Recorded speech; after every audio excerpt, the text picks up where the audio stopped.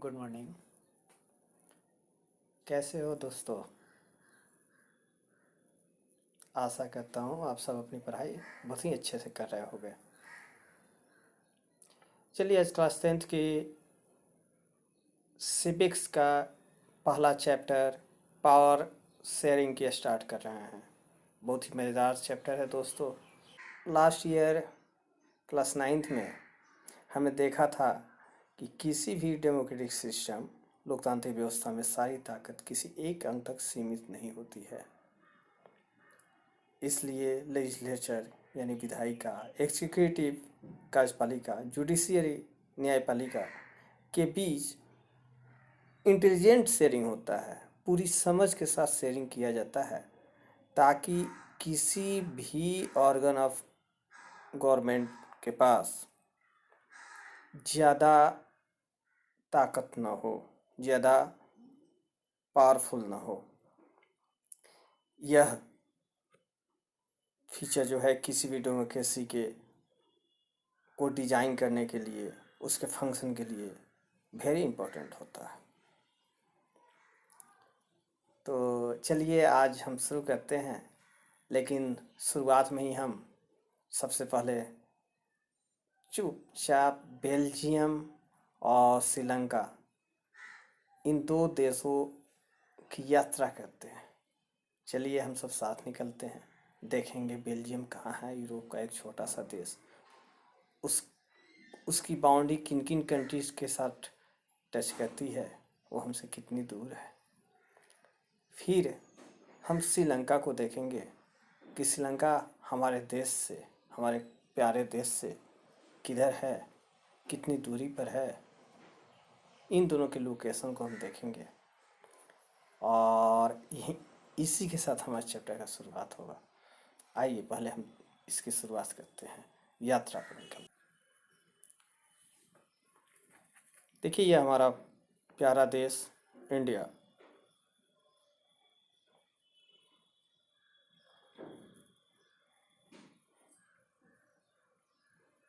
यहाँ से हम नॉर्थ वेस्ट की तरफ चलते हैं।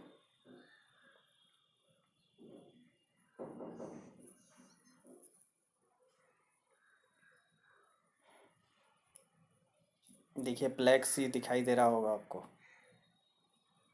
मेडिटेरियन सी दिखाई दे रहा होगा। लोकेशन देख, ये देखिए हम एग्जैक्ट जगह पे पहुँचे। ये हमारा बेल्जियम है। देख रहे हैं कि एक तरफ से नीदरलैंड टच कर रहा है, एक तरफ से फ्रांस टच कर रहा है, लग्जमबर्ग छोटा सा है वो टच कर रहा है उसकी बाउंड्री, और जर्मनी की बाउंड्री, यानी 4 देशों की बाउंड्री जो है बेल्जियम से टच कर रही है। फ्रांस, लग्जमबर्ग, जर्मनी, नीदरलैंड, इसकी बाउंड्री जो है बेल्जियम से टच कर रही है। बेल्जियम यूरोप का एक छोटा सा देश है जो एरिया में हमारे हरियाणा स्टेट से छोटा है। पॉपुलेशन में हरियाणा स्टेट का हाफ माना जाता है।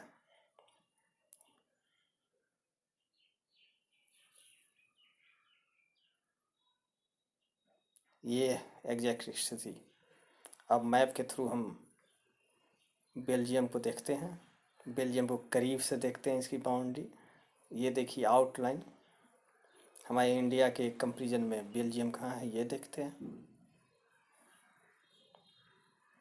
आउटलाइन देखिए बाउंड्री बेल्जियम की, किन किन देशों से उसकी बाउंड्री टच करती है ये देखिए, बड़ा इम्पोर्टेंट है। अब हम श्रीलंका को देखते हैं। हमारा प्यारा देश इंडिया। ये देखिए सबसे नीचे साउथ की तरफ श्रीलंका।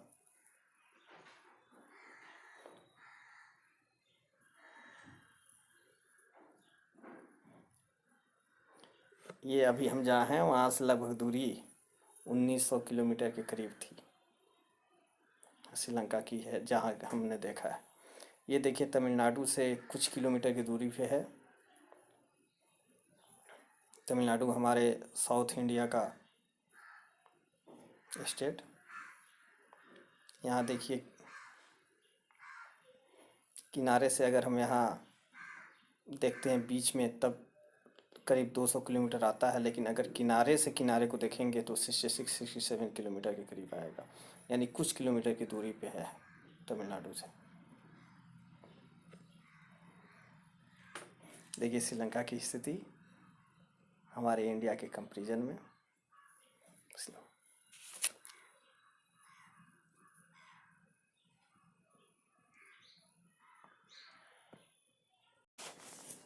एक यूरोप का देश और दूसरा साउथ एशिया का देश श्रीलंका। साउथ एशिया की भी यात्रा हमने की, साउथ एशिया में हम हैं भी अपने पड़ोस में, और उसके बाद यूरोप के बेल्जियम छोटे से देश की हमने यात्रा की। अब आते हैं पावर शेयरिंग पे। इस चैप्टर की शुरुआत होती है दो देशों की, इन्हीं दो देशों की कहानी से, स्टोरी से, बेल्जियम और श्रीलंका। चैप्टर का नाम है पावर शेयरिंग। इसको डिटेल में हम बाद में समझेंगे। अभी जो है बेल्जियम श्रीलंका को समझेंगे, लेकिन चूंकि टॉपिक की बात है पावर शेयरिंग, इसलिए पावर शेयरिंग को हम थोड़ा सा समझ लें।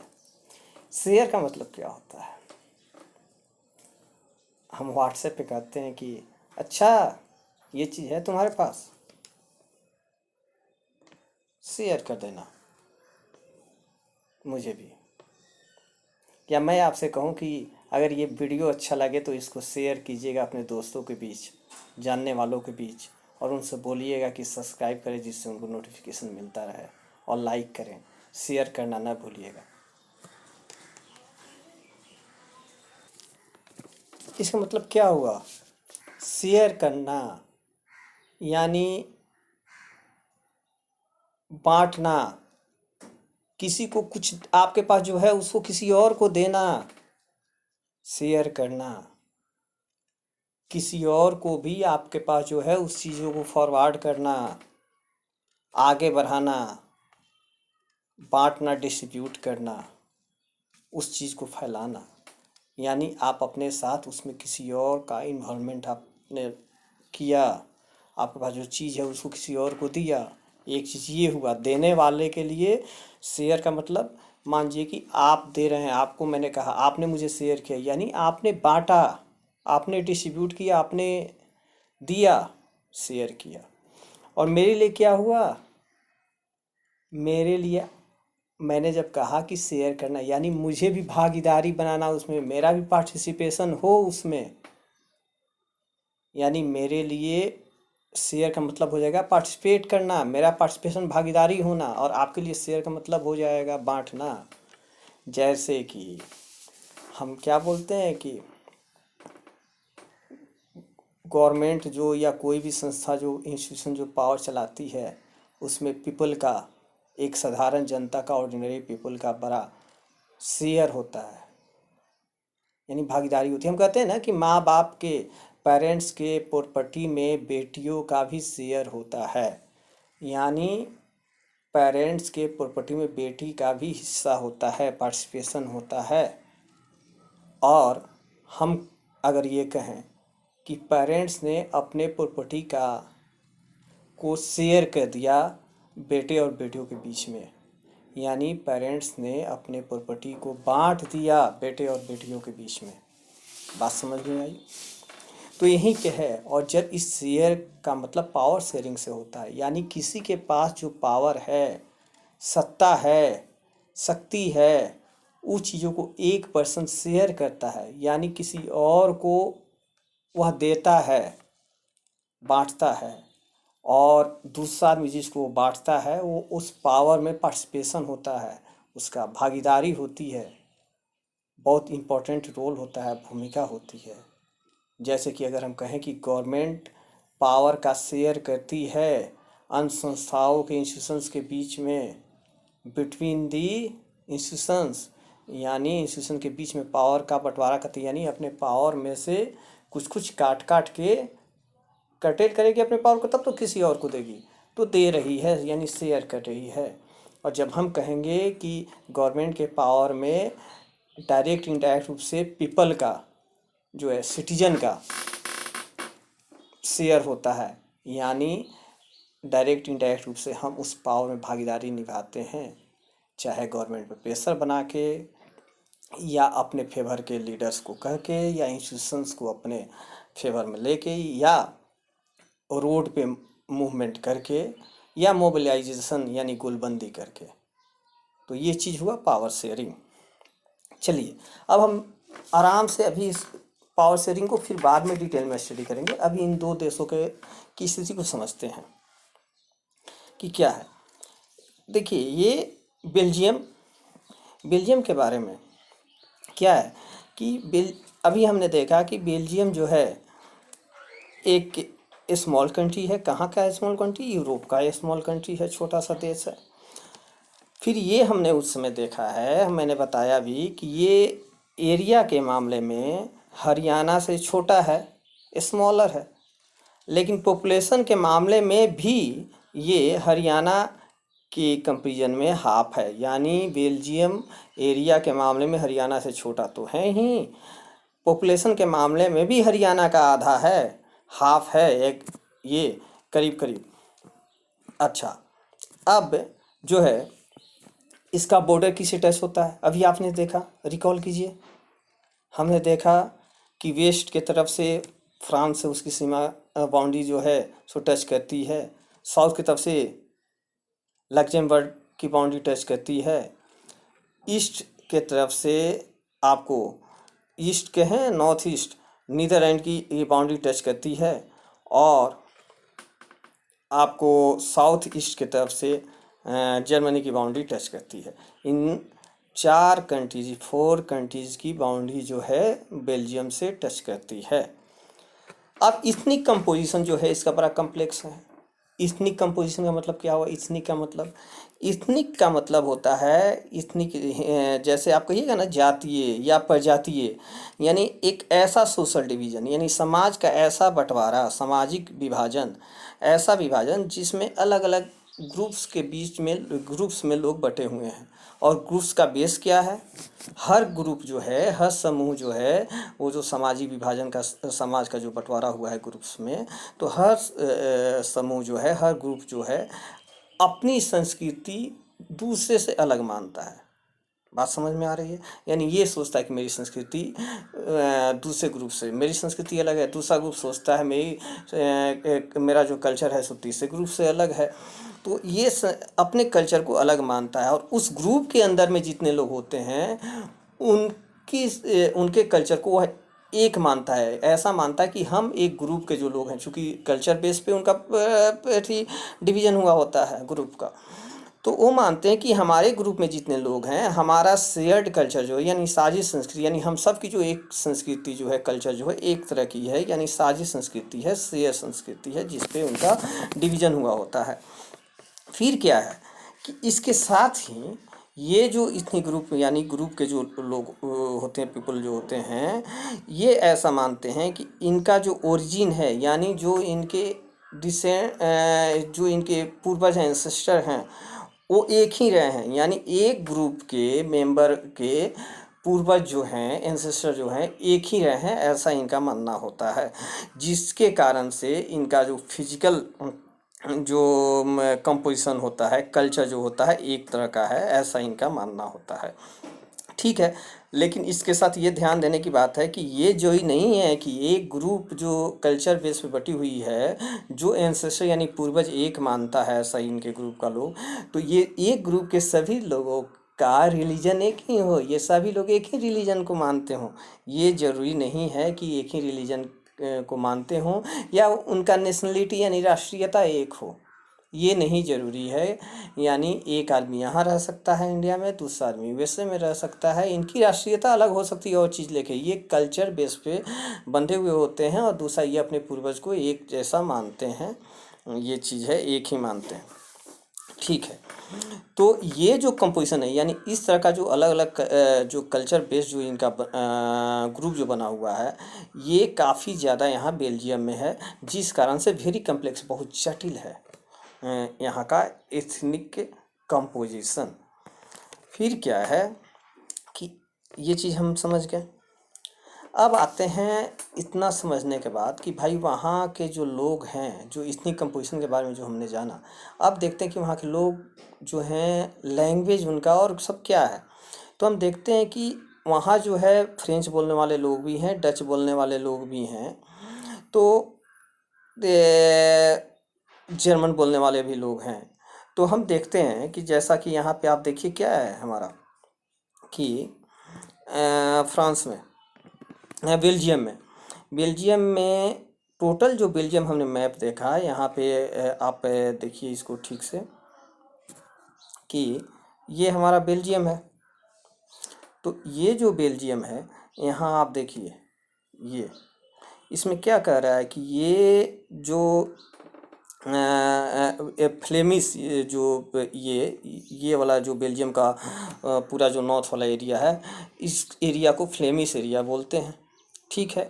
और इसको जो है सो वाल्मो वाल्मोनिया बोलते हैं एरिया। तो यहाँ देखिए लिखा हुआ है। अब क्या है कि ये जो फ्लेमिश इलाके में जो लोग रहते हैं, ये इनका पॉपुलेशन 59% है, और ये कौन सा लैंग्वेज बोलते हैं? डच बोलते हैं। 59% है इनका, इनका, और ये डच बोलते हैं, डच लैंग्वेज बोलते हैं। ये जो लोग हैं, ये जो अल्मेनिया में रहते हैं, ये लोग फ्रेंच बोलते हैं। अच्छा, इसमें से 1% जो लोग हैं, ये जो हैं बेल्जियंस हैं, जो जर्मन बोलते हैं। आप देखिए, अगर यहाँ कहें तो लैंग्वेज के आधार पे, लैंग्वेज के बेस पे सबसे ज़्यादा मेजोरिटी किसकी है, सबसे ज़्यादा पॉपुलेशन किसका है? तो आप कहेंगे कि फ्रेंच वाले लोगों का है।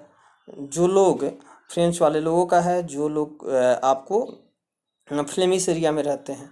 तो इस ढंग से इनके बीच में ये मेजोरिटी में आ गए, ये जो चाहेंगे सो बेल्जियम में करा सकते हैं, और ये यहाँ पे माइनॉरिटी में आ गए यहाँ पे।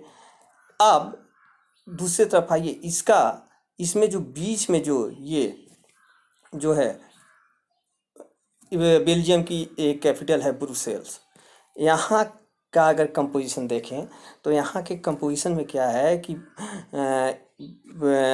ब्रुसेल्स कैपिटल में कि फ्रेंच बोलने वाले लोग 80% है, और यहाँ फ्रेंच बोलने वाले कितने लोग थे? 40%। यानी टोटल बेल्जियम कंट्री में सिर्फ कैपिटल को हम छोड़ देते हैं। टोटल बेल्जियम कंट्री में फ्रेंच बोलने वाले लोगों का पॉपुलेशन जो है सो 40% है, लेकिन सिर्फ कैपिटल जो है बेल्जियम की ब्रुसेल्स, वहाँ पे फ्रेंच बोलने वाले लोगों की पॉपुलेशन 80% है। यानी ब्रुसेल जो कैपिटल है, वहाँ फ्रेंच लोग मेजोरिटी में है, जबकि ओवरऑल पूरे कंट्री में फ्रेंच बोलने वाले लोग माइनॉरिटी में है। ठीक इसका उल्टा आप आए तो पूरे कंट्री में डच बोलने वाले लोग 59%, यानी कि इनकी काफ़ी ज़्यादा मेजोरिटी है। और ब्रुसेल्स में इनका जो मेजोरिटी है डच बोलने वाले लोगों की मेजोरिटी नहीं है, इनका जो परसेंटेज है ओनली 20% है। यानी कैपिटल में फ्रेंच लैंग्वेज इस वाले लोग जो हैं, लिंग्विस्टिक ग्रुप वाले, वो जो चाहें सो करा सकते हैं अगर चाहें तब, जबकि पूरे कंट्री में डच वाले जो चाहेंगे वो करा लेंगे।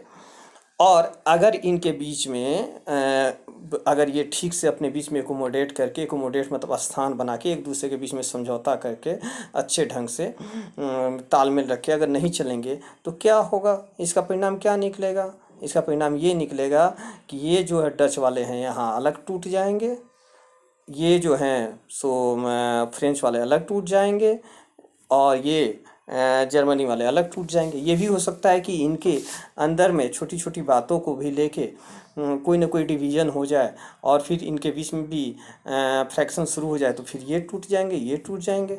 इस ढंग से ये पूरा कंट्री ही बर्बाद हो जाएगा अगर ये अपने आप को एकोमोडेट करके नहीं चलेंगे, मेजोरिटी माइनॉरिटी पे चलेंगे। तो यहाँ ब्रुसेल्स में देखिए, जो बेल्जियम की कैपिटल है, क्या नाम है कैपिटल का?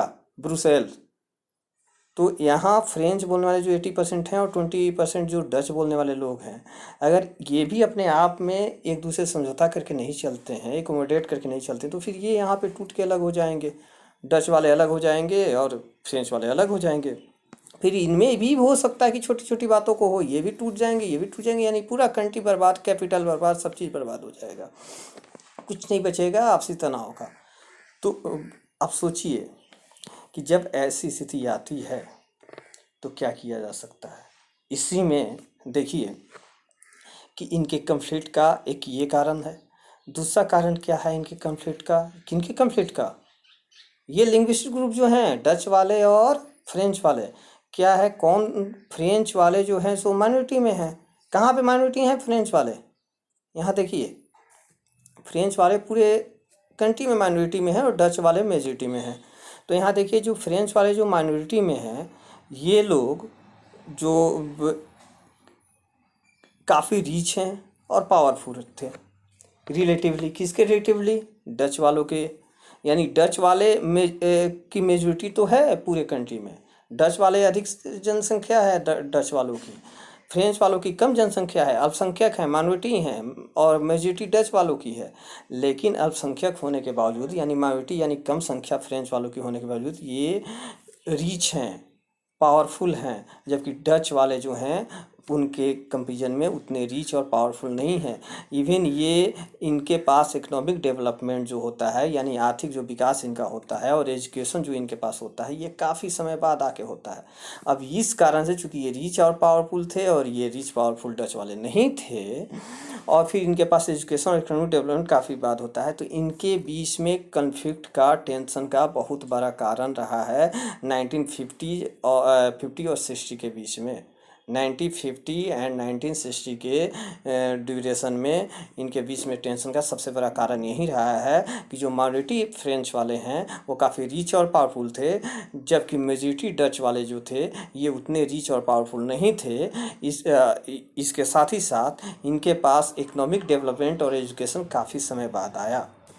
ठीक है, अब देखिए कि क्या है कि इसके साथ ये जो है ब्रुसेल्स में ये काफ़ी ज़्यादा तीक्ष्ण हो जाता है सोशल प्रॉब्लम कि ये प्रॉब्लम, क्योंकि ये वहाँ स्पेशल प्रॉब्लम ये था ब्रुसेल्स में, जैसा कि हम देखे हैं कि डच स्पीकिंग जो पीपुल थे वो मेजॉरिटी में थे। यानी पूरे स्टेट में हमने देखा कि पूरे कंट्री में यहाँ क्या कहते हैं कि डच बोलने वाले अधिक जनसंख्या में थे, मेजॉरिटी में थे, और फ्रेंच बोलने वाले माइनॉरिटी में थे। यहाँ पे उल्टा हो जाता है। यहाँ क्या होता है कि डच वाले जो हैं सो मेजॉरिटी में आ जाते हैं। डच वाले यहाँ डच पीपुल जो है मेजॉरिटी में कंट्री में थे, लेकिन कैपिटल ब्रुसेल्स में डच वाले माइनॉरिटी में आ जाते हैं, और माइनॉरिटी में आ जाते हैं तो एक अलग से प्रॉब्लम होती है दोनों जगह। अगर दोनों जगह एक मेजॉरिटी में होते तभी भी दिक्कत थी, माइनॉरिटी के साथ मिला के चलना था, लेकिन फिर भी यहाँ डच वाले पूरे कंट्री में मेजॉरिटी में होते हैं और कैपिटल में जाके वो माइनॉरिटी में हो जाते हैं।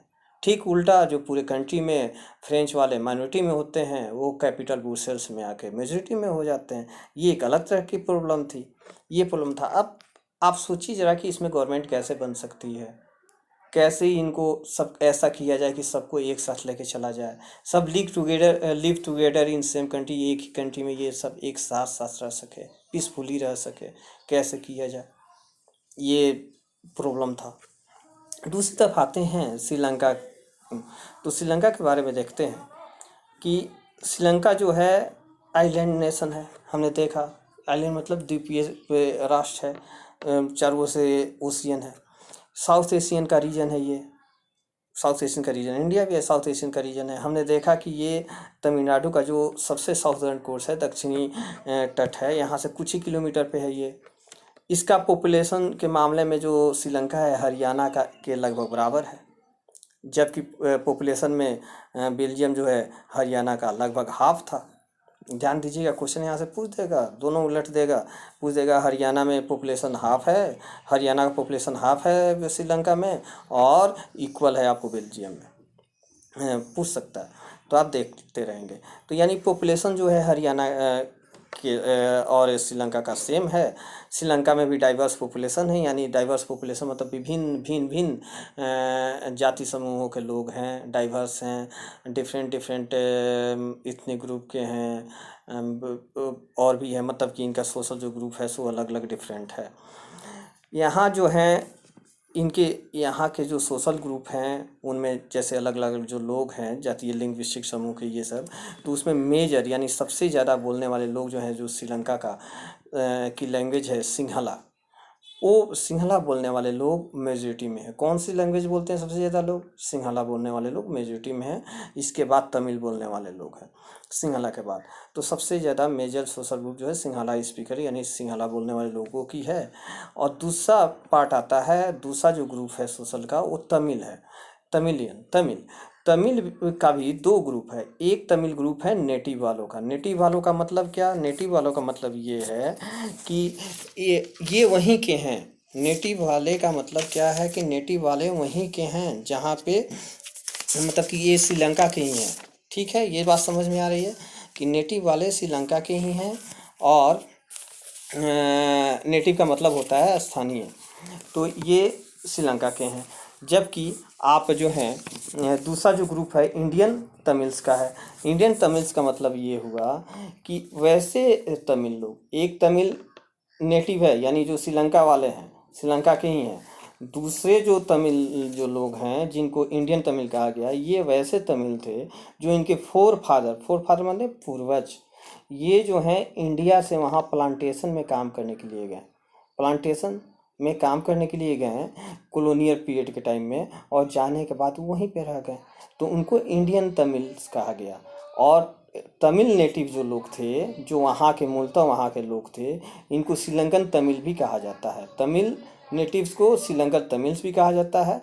और दूसरा जो तमिल का सब ग्रुप है वो इंडियन तमिल है। यानी अगर आपसे पूछता कि तमिल के वहाँ कौन से ग्रुप हैं, तो तमिल नेटिव और इंडियन तमिल्स। तमिल नेटिव को श्रीलंकन तमिल भी कहा जाता है। और इंडियन तमिल कौन थे? तो इंडियन तमिल वैसे लोग थे जो कॉलोनियल पीरियड के समय प्लांटेशन वर्क के लिए उनके फोर फादर यानी पूर्वज गए थे। यानी whose forefather came here from India is plantation work during colonial period asked Tamil, Indian Tamil. ठीक है, ये अब ये जो तमिल वाले जो श्रीलंकन तमिल जो लोग थे, ये कहाँ रहते थे? ये जो थे, यहाँ देखिएगा स्पेलिंग गलत है, TH होगा, नॉर्थ होगा। नॉर्थ ईस्ट कंट्री के नॉर्थ ईस्ट में यानी उत्तर पूरब में इधर जो है सो श्रीलंकन तमिल रहते थे। और श्रीलंकन तमिल कहाँ रहते थे? कंट्री के नॉर्थ ईस्ट पार्ट में रहते थे। जो सबसे ज़्यादा बोलने वाले लोग कौन थे? स्पीकर सिंहला स्पीकर लोग थे। सिंहला स्पीकर में भी जो हैं सो अधिकांशतः लोग यानी मोस्टली जो पीपल थे सिंहला स्पीकिंग जो कहते थे, लैंग्वेज जो लोग बोलते थे, वो कुछ किस को मानते थे? बुद्धिस्ट को मानते थे। किसको मानते थे? बुद्धिस्ट को मानते थे। और सिंहला स्पीकर वाले लोग बुद्धिस्ट को मानते थे। जबकि तमिल वाले लोग थे, इनमें से अधिकतर लोग जो थे या तो हिंदू थे नहीं तो मुस्लिम थे। यानी आइदर वो हिंदू आइदर मुस्लिम थे। मोस्ट सिंहला स्पीकर वाले लोग बुद्धिस्ट मानते थे। तीसरा जो वहाँ सोशल ग्रुप था वो क्रिश्चियंस का था। जो तीसरा जो ग्रुप था वो क्रिश्चियंस का था, जो बोथ तमिल और सिंहला दोनों भाषा बोलते थे, दोनों लैंग्वेज बोलते थे। यानी मोस्ट जो तमिल लोगों में से जो अधिकतर लोग जो थे वो हिंदू और मुस्लिम लोग थे। आइदर वो हिंदू थे आइदर मुस्लिम थे।